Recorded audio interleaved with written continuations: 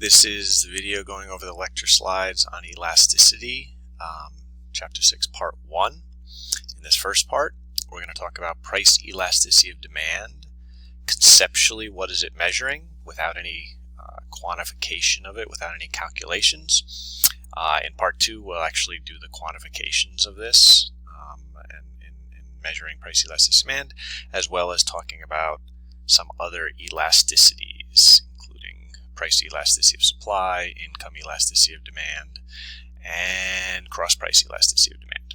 But in this part, we're going to focus on price elasticity of demand. What is it doing? Well, what we're really doing in this chapter is we're refining our analysis of something that we started talking about in Chapter 3 on supply and demand. Right? In Chapter 3, we learned, or I guess hopefully confirmed, something that we've known forever since we've been consumers, since we were toddlers, that if the price of a product increases, the quantity demanded will decrease. Right? We define that as literally the law of demand in Chapter 3, and hopefully that was just, again, hard to, hopefully we didn't so much learn that, but we just made it more explicit. Hopefully we know that if the price of things goes up, people buy less of it. That is virtually always true. That's why we call it a law of demand. In this chapter, we're going to refine that concept a bit by saying, well, yeah, we know that if the price goes up, the quantity demanded is going to decrease, but is the quantity demanded going to decrease by a little bit when the price goes up, or is it going to decrease by a lot? And what are the things, what are the characteristics of a product that makes it do one or the other? So first we'll introduce the concept, and then we'll do that analysis. So if the price goes up, will quantity demanded decrease by a little or a lot? Well, it depends on what the consumer wants or can afford to do when the price increases. And we're going to use a measure of elasticity, right? Where elasticity in general, we're going to think of as how does a change in one thing cause something else to change? This would be the moment if I was with you in class, I'd probably pull out a rubber band and say, hey, if I pull on this, so if I apply a force to it, does it stretch a little bit? In that case, it's not very elastic, or we're going to call that inelastic. Or does it stretch a lot, meaning the rubber band is very elastic? Now, in here, we're not pulling on rubber bands, but we're applying a force by changing the price. And how will that change quantity demanded? So price elasticity of demand is literally the measure of how much quantity demanded changes when price changes. And again, what does that mean? That's a measure of how much will consumers change their buying behavior when price changes. And just like the rubber band, if something is elastic, it changes a lot. Well, if price elasticity of demand is elastic, consumers change their buying behavior by a lot. They're very price sensitive in their purchasing decisions. So if the price increases, the amount they want to and can afford to buy decreases by a lot. If the price decreases, the opposite. Right, so opposite. So I already said that. Now, as I mentioned on the first slide, we're going to quantify this actually in Part 2, but here we're going to talk about it more conceptually. We'll leave it just as a lot without defining exactly what it characterizes or what it means to be a lot. Inelastic, or basically less elastic, is the opposite. Quantity demanded changes by relatively little when price changes. So consumers don't buy much more or less when the price changes. So elastic, price changes, consumers change their buying behavior a lot. Inelastic, they don't. Now, these logic or intuitive or conceptual concepts of what tends to make demand elastic or inelastic are honestly, at least as going forward in your life, probably even more important than the actual quantification of it. But so we're going to focus on it here in this first part. What are the characteristics of products that tends to make demand either more elastic, i.e. consumers price sensitive, or more inelastic, not so price sensitive? And I'm going to use examples, right? I'm going to say, all right, which of these two things are consumers likely to be more price sensitive, more elastic, to try to tease out those general characteristics. Okay, so dining at home versus dining out. Okay. So again, what does elastic mean? Elastic means consumers change their buying behavior a lot when price changes. They're very price sensitive. So is that more true for people eating at home, right? Going to the grocery store, buying groceries and dining at home, or going out to a restaurant, let's assume a sit-down restaurant, not fast food. In which case are they more price sensitive? And another way to kind of ask the question is, hey, if prices of both things, grocery store shopping and dining out, increase by 20%, in which case will the quantity demanded decrease by a bigger percentage? And most people, if I ask this question in class, would recognize that almost certainly price increase by 20%, dining out would decrease by a larger percentage than grocery store shopping and dining at home. And also because people recognize that dining out is much more of a luxury than eating at home, which is much more of a necessity. So eating is the necessity, but you don't have to eat at a fancy sit-down restaurant, right, which is much more expensive, right? And that's what makes it more of a luxury than dining at home, right? Looking at this meal of an egg and bacon and orange juice and some coffee, it probably costs like $2. So that goes up in price by 20%. It's 40 cents more expensive. Whereas this sit-down restaurant meal that maybe cost them $50 goes up by 20%. Well, that starts to be $10 extra. Right? So, in general, the more something is a luxury, the more elastic, i.e. price goes up, they don't need it, so they're more price sensitive in general for luxuries than they are for necessities, which by definition you need. So price goes up, you kind of have to pay for it anyway because you need it. Necessity, luxury. And in this example, these two things are substitutes for each other, and what makes the dining out the luxury is that it is a larger expenditure, which actually is often a separate characteristic, not necessarily because of luxury necessity, but in general, the larger something of an expenditure something is, the more elastic the demand typically is. The smaller the expenditure, the less elastic or the more inelastic demand likely is. Now, although we're not really doing the quantification in this chapter, I talk about it in percentage terms. I guess it is relevant and important to mention that when we do quantify this, it will be percentage terms. Right? That's what makes large expenditure more elastic, because any percentage of a large number, of a large amount of money, is going to be a lot of money. Any percentage change in a small expenditure is a small amount of money. So, luxury, more elastic than necessity. Large expenditures, more elastic than small expenditures. Okay, so let's imagine that both of these travelers are going to Miami. One of them is going on vacation.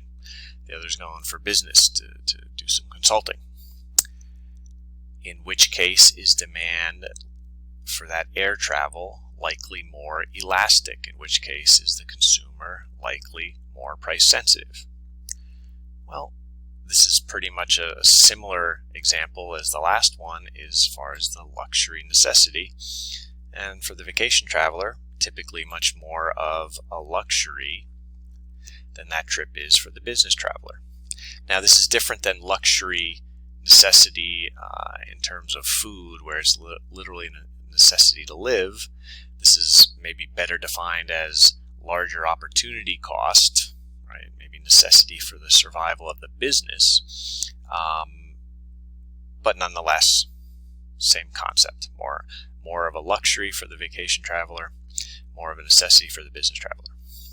Now, let's assume for a moment we have a group of vacation travelers, a group of business travelers who feel the need for this trip equally, or feel the need for the travel equally, right? The vacation traveler, they've been cooped up at home for God knows how long it will be by the time a trip to Miami makes sense for most people due to COVID. So they frickin' need to get away, need a trip. So let's kind of assume that it feels like for both of these travelers as much of a necessity to go on a trip, right?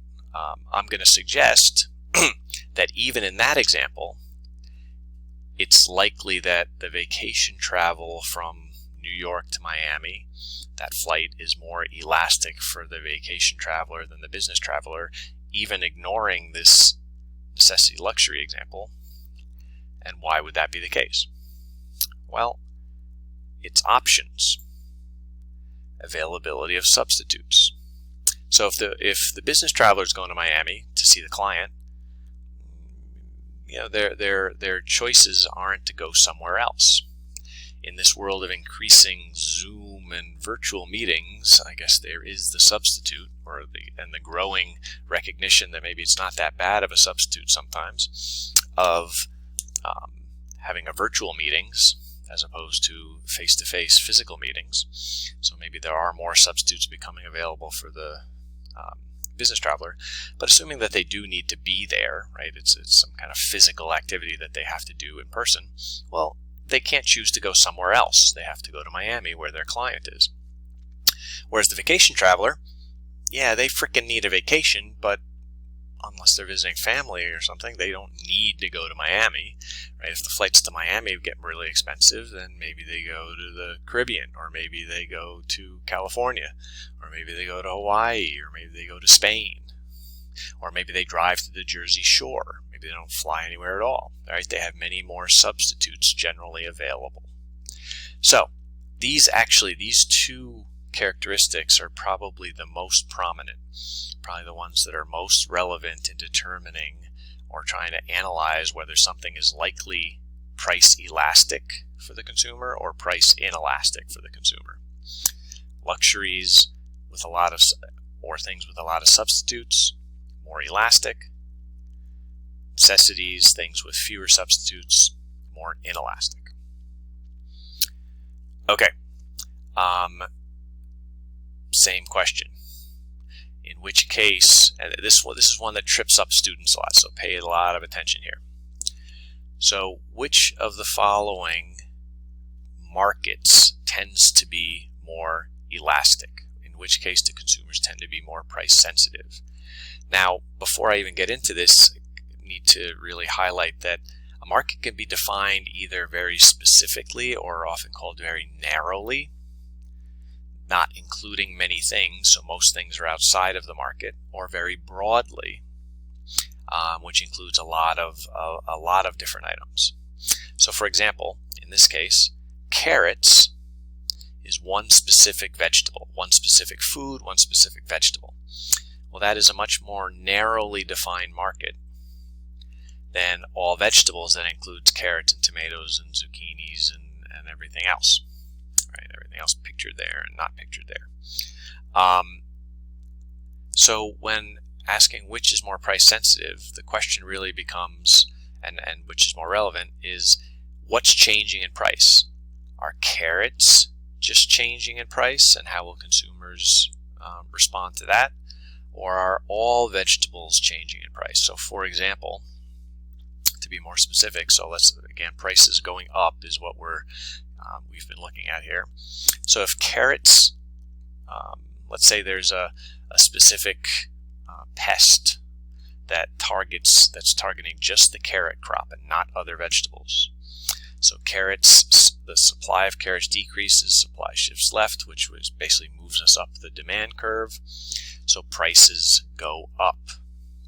So when prices of carrots only go up, How price sensitive will people be? Will people stop buying carrots?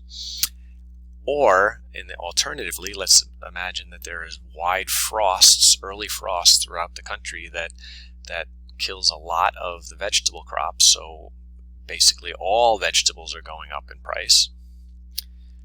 Well, will that decrease the quantity that people are demanding for vegetables by a larger percentage?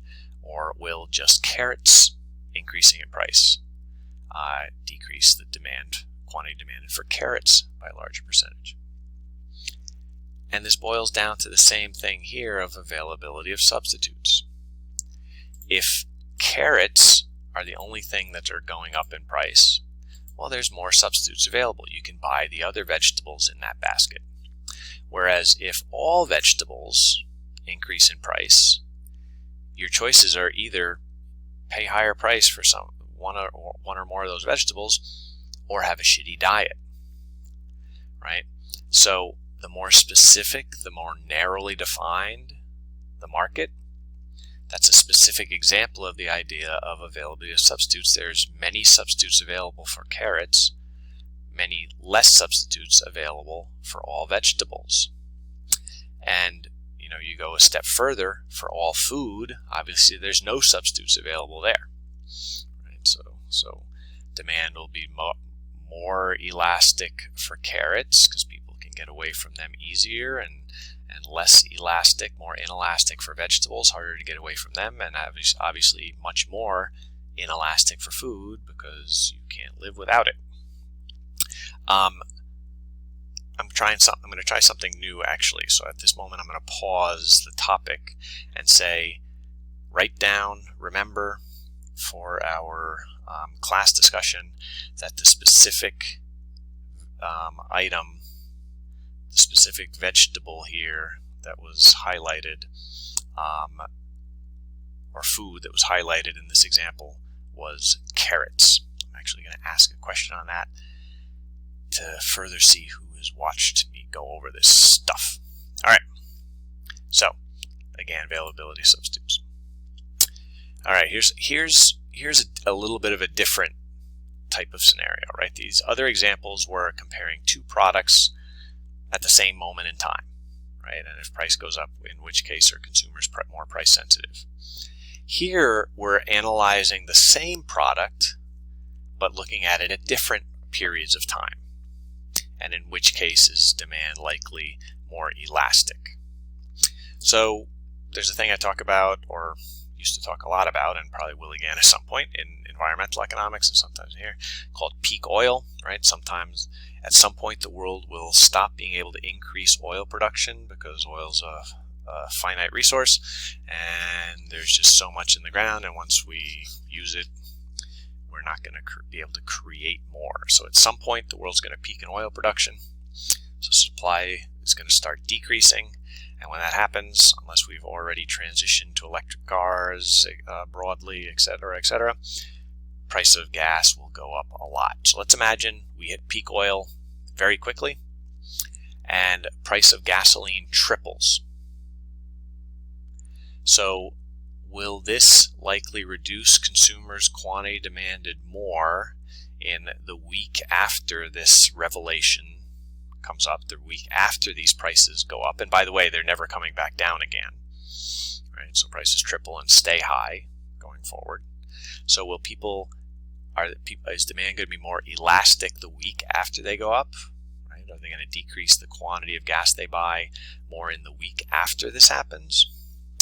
Or in a week 2 years after this happens, right? In which case will demand be more elastic? In which case will consumers, due to this change, and this change specifically, this price increase, in which case will they reduce quantity demanded by more? The week after or 2 years after? And the picture on the right is meant to kind of guide you to recognize that, well, the answer is almost certainly going to be they're going to decrease the quantity of gasoline they want to buy 2 years after the price goes up, because there's more time to change their buying behavior, right? You're likely to scream at the gas pump like this guy the week after because you still got to get places. You still got to do your grocery shopping. You still got to, and you're not likely to go buy a new car the day after or the week after the prices go up. But the next time you get a new car, you're much more likely to get an electric car or a much more fuel efficient car, or figure out other alternatives or other substitutes. Right? So for many products, right, the more time you have to change your buying behavior, the more elastic it will be. So in the longer term, in general, the demand for something will be more elastic than in the shorter term. Now, this is an example again of something I talked about on the first example. So, which tends to be more elastic, price sensitive, new homes, someone buying a house, or versus someone buying a quart, well, what is it, 26 ounces of salt. And sometimes this one causes some confusion, but what I'm trying to highlight here is that idea of recognizing, as we'll quantify much more specifically in part 2, elasticity is measured in percentage changes. So what you have to ask yourself in this example is, let's say the price of both of these things goes up by 50%. Price of new homes goes up by 50%. Price of this container of salt goes up in price by 50%. In which case will people likely decrease the quantity of that thing by a larger percentage that they buy? And hopefully logic would say it is almost certainly going to be the new homes, right? If a $200,000 house goes up in price to $300,000, good chance a lot of people are just going to keep renting. Whereas if the, I don't even know what it costs, $1.50 thing of salt goes up to $2.25, most of us probably don't even notice, right? Because something that's a large expenditure, if it changes by some percentage, that's a lot of money. Something that costs very little, if it goes up in price by some percentage, doesn't change people's buying behavior a lot. Now, something to recognize when I say what's a lot of money or little, just like we talked about in chapter 1, someone's opportunity cost is different. $10 to one person is not the same as $10 to someone else. So you have to really think of what's a lot as a share of someone's income, right? To be more specific. But in general, right, the more expensive something is, the more elastic, the more inexpensive, the more inelastic. Now, these are things to understand, all of these characteristics, and here's basically a summary of them all, right? Things that basically make demand more inelastic, necessities, things with few substitutes. If there's a short time, because they have less time to change their buying behavior, so in the short term, a small percentage of their income, the price change isn't a big deal. No reason to buy a lot less if the price goes up.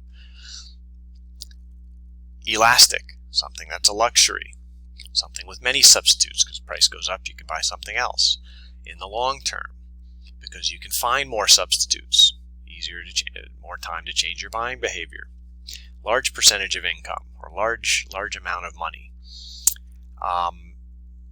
These are things that you can get right and wrong, right? If I ask which makes something more elastic, whether it's a luxury or necessity, there is a correct and incorrect answer to that. Now, in analyzing any particular good and defining whether it's elastic or inelastic, which we'll talk about a little bit more in part 2 to kind of try to nail down these concepts that we introduce here in part 1, it'll become clear that it becomes kind of an analytical art, because something might be kind of a necessity, but there are some substitutes, and it has it's a short term, but it's a large percentage of income. So there might be things kind of pulling you in one way or the other, and you have to determine, right? So an analytical art, determine which of those characteristics are most relevant in that example. Okay. But as far as these characteristics, there is a right or wrong, whether they tend to make something more elastic or more inelastic. And that is part 1 of price elasticity demand. Again, remember, carrots was the specific example we used when we analyzed narrow versus broad market.